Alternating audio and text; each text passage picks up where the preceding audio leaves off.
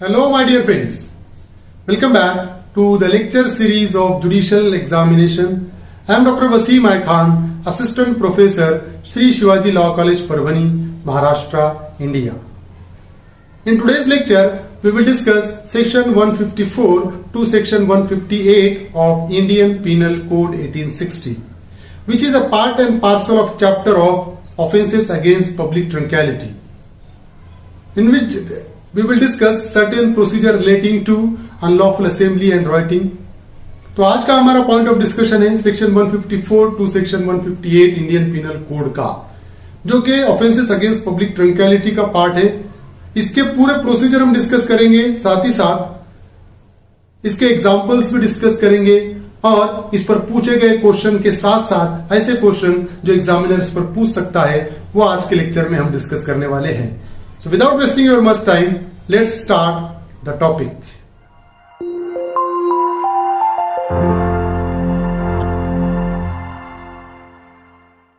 Offences against the public tranquility, section 154 to 158. Owner or occupier of land on which an unlawful assembly is held. What will be the liability of owner and occupier of any land on which unlawful assembly is held? We will discuss under this section.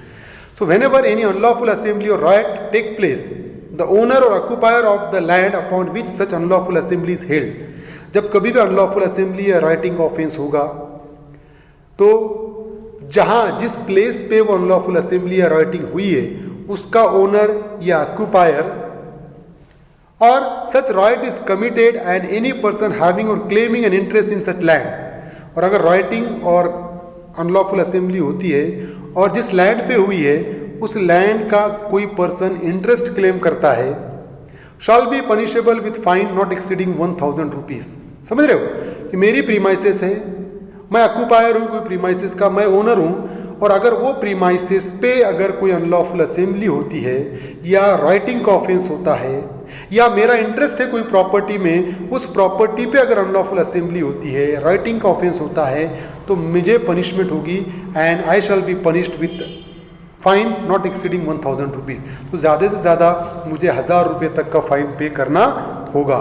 If he or his agent or manager knowing that such offense is being or has been committed or having reason to believe it is likely to be committed, अगर वो खुद या उसका agent को पता है, जानता था कि वह ऐसा कुछ अनलॉफुल असेंबली या राइटिंग होने वाली है, उसको पता था, बिलीव था, और having reason to believe it is likely to be committed, उस सिचुएशन में क्या होगा?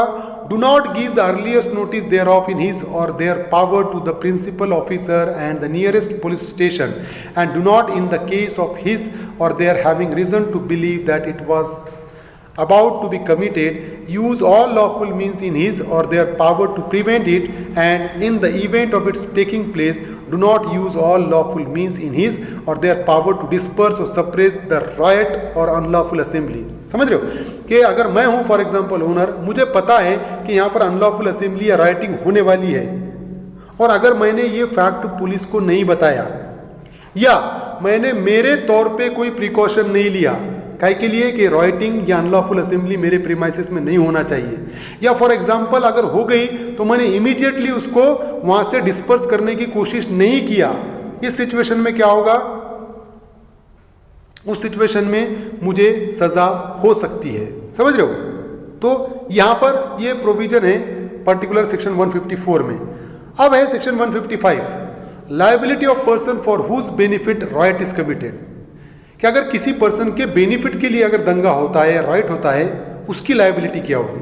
Section 155, whenever a riot is committed for the benefit or on behalf of any person who is the owner or occupier of any land respecting which such riot take place, तो ऐसा person है जिसके behalf से, जिसके तरफ से, जिसके benefit के लिए अगर कोई दंगा होता है, कोई राइटिंग होती है, और who claims any interest in such land or in the subject of any dispute which gave rise to that right, or who has accepted or derived any benefit therefrom.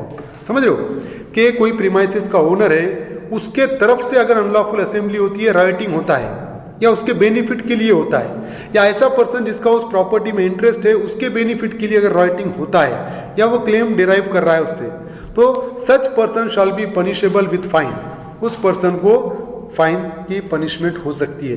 If he or his agent or manager having reason to believe that such riot was likely to be committed or that the unlawful assembly by which such riot was committed was likely to be held shall not respectively use all lawful means in his or their power to prevent such assembly और right from taking place and for suppressing and dispersing the same.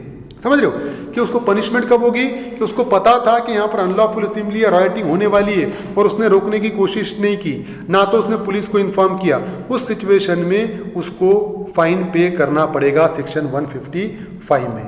Section 156 liability of agent of owner or occupier for whose benefit right is committed.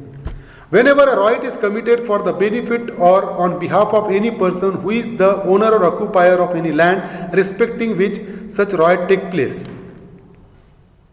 or who claims any interest in such land or in the subject of any dispute which gave rise to right, who has accepted to derive a benefit therefrom, the agent or manager of such person shall be punishable with fine। समझ रहे हो, यहाँ पर agent की liability describe की हुई section 156 में।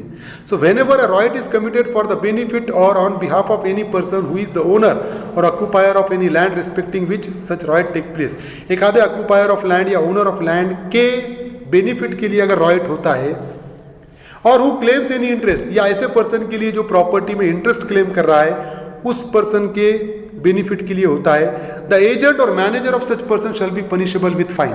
तो एजेंट और उसके मैनेजर को पनिशमेंट होगी फाइन। कब? If such agent or manager having reason to believe that such right was likely to be committed or that the unlawful assembly by which such right was committed was likely to be held shall not use all lawful means in his power to prevent such right or assembly from taking place and for suppressing and dispersing the same। Section 156 ये कहता है कि अगर agent को या manager को ये पता था कि अनलॉफुल असेंबली या राइटिंग होने वाला है, उसकी इन्फॉर्मेशन वो मैनेजर ने या एजेंट ने पुलिस को नहीं दिया या खुद ने भी कोई रोकने की कोशिश नहीं की, और जब अनलॉफुल असेंबली या राइटिंग हो रही थी तब भी उसने उसको रोकने की कोशिश नहीं की, इस सिचुएशन में उस एजेंट को और उस मैनेजर को सज़ा हो सकती है, और सज़ा क्या रहेगी? Punishable with fine, and fine will be decided by the court। Now section 158, पिछला सेक्शन 157 था, गलती से सेक्शन 156 लिखने में आया, उसका 157 था। Now section 158 being hired to take part in unlawful assembly or right। So whoever is engaged or hired or offer or attempts to be hired or engaged to do or assist in doing any of the act specified in section 141। तो section 141 unlawful assembly के लिए अगर किसी person को higher किया जाता है या उसको एंगेज किया जाता है या इसके अटेम्प्ट होता है, तो उस सिचुएशन में क्या होगा? Shall be punished with imprisonment of either description for a term which में एक्सटेंड टू 6 months और विद फाइन और विद बोथ। तो ऐसे पर्सन को, जिसने हायर किया पर्सन को अनलॉफुल असेंबली के लिए, उसको 6 महीने तक की सज़ा, फाइन या दोनों होंगे। और to go arm and whoever being so engaged or higher as aforesaid goes armed or engaged or offers to go armed with any deadly weapon or with anything which used as a weapon of offense is likely to cause death shall be punished with imprisonment of either description for a term which may extend to 2 years or with fine or with both। ऐसे person को higher करता है जिनके पास weapon है और वो weapon से किसी की जान जा सकती है, ऐसे पर्सन को हायर करता है अनलॉफुल असेंबली के लिए, तो वो पर्सन जिसने हायर किया उसको पनिशमेंट होगी 2 साल तक की सज़ा और फाइन या दोनों। This is a particular provision which we have discussed। I hope you understand this topic। If you understand this topic, please subscribe my channel, hit the notification button, hit the like button and share this video with your friends। Thank you very much।